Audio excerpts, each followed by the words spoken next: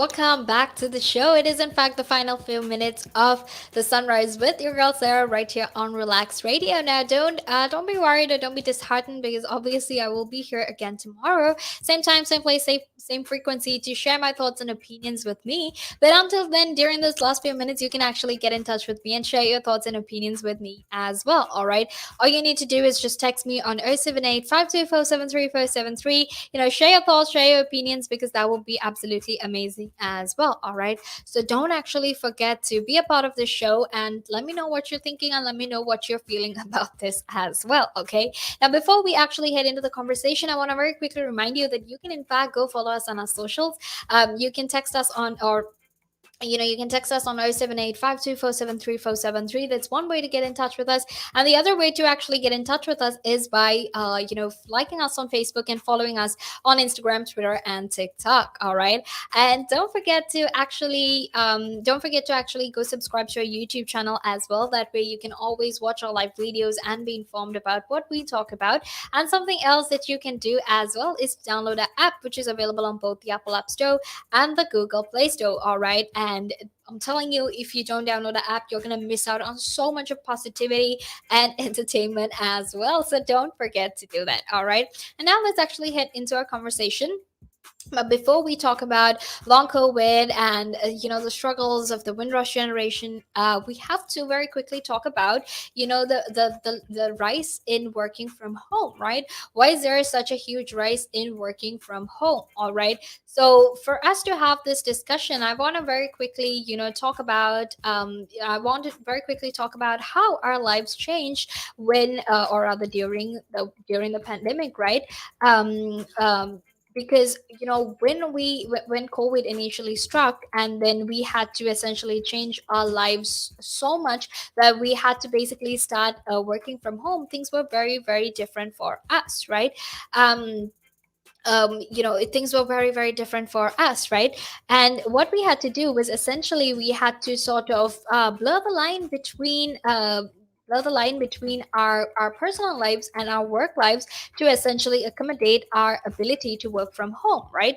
And that is why this whole question is there right now. Now, the reason I want to actually have this conversation is because recent research has actually found that during the past few months that there has been an increase in terms of advertisements that were placed on different websites that basically catered for people or rather catered for people who are looking for jobs.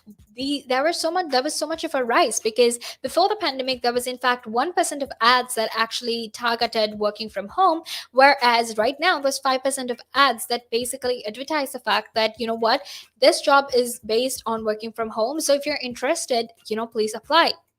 And there's also been an increase in the amount of people that want to work from home as well. So that is the good news with regard to working from home and getting past all of that. However, right now we're going to head into a small break, and after that we will be back to keep talking about this. So until then, make sure that you stay tuned.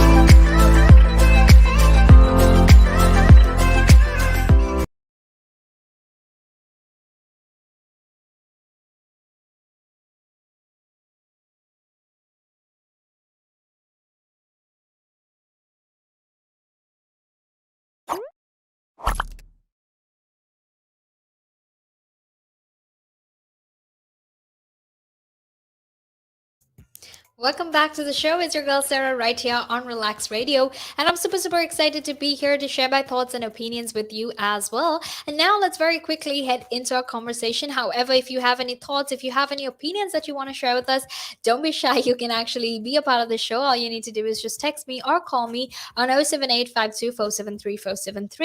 All right. And now let's very quickly talk about long COVID. Now, long COVID is such a big problem because not a lot of people are aware about the symptoms of long COVID and how it can actually differ from person to person, right? And the reason that this is such a huge problem actually is because a lot of people tend to think that long COVID is only there for people who are older, which is not really true because there are so many people who are much younger that have and are suffering from long COVID as well. Now, about 100,000 there's an estimated 100,000 British children or younger adults below the age of 25 that are suffering from long COVID, and their symptoms are actually, something. It's a huge spectrum, right? And there are so many different symptoms that so many different children are suffering from, and that's why it's important for us to have this conversation and attempt to understand what exactly what exactly long COVID is and how it affects not just adults but in fact children as well, right? Now, I spoke about Nia, who happens to be this young girl who actually is in university. And basically, what happened was during Freshers Week, she caught COVID, and she was someone who's like really fit and healthy, right? She used to take part in competitive swimming. She would always go to the gym, and essentially, what happened was after COVID, she started getting really tired, right? She couldn't really focus on her swimming or going back to the gym because even after waking up from sleeping, she would be so exhausted. She would feel this form of tiredness in her body, right?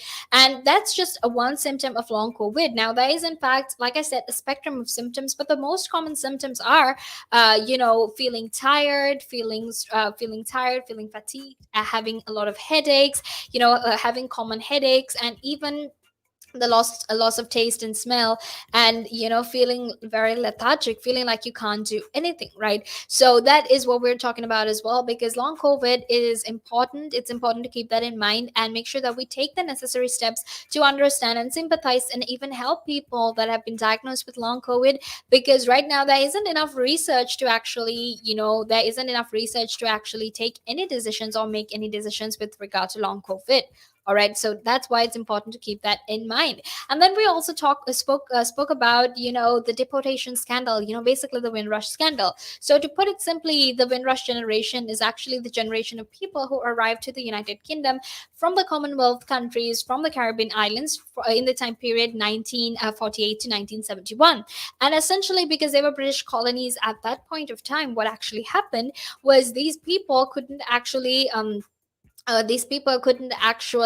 or rather, they weren't actually given any form of identification or even paperwork because these people were a part of the British colony, right? And at that point, because they weren't considered independent, they were considered a part of the British Empire, all right? So then what basically happened was they didn't really have any paperwork that identified them. However, in 2018, they were actually, the UK government actually addressed the claims that they were trying to deport Jamaicans who were living in the United Kingdom, who had actually basically been living, and they had even been raised in the United Kingdom, and they were trying to deport them back to Jamaica, right? And this was a huge problem, and they actually offered to have compensation schemes and other mechanisms in place to deal with these problems. However, what happened was something completely different, because they actually went back on their word, and these victims weren't even compensated enough, and right now they face the risk of being deported again.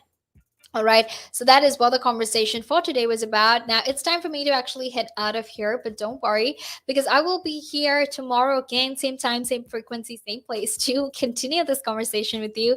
So until then, I actually hope you have an amazing day and you enjoy your day. So here's me saying bye and hoping that you enjoy your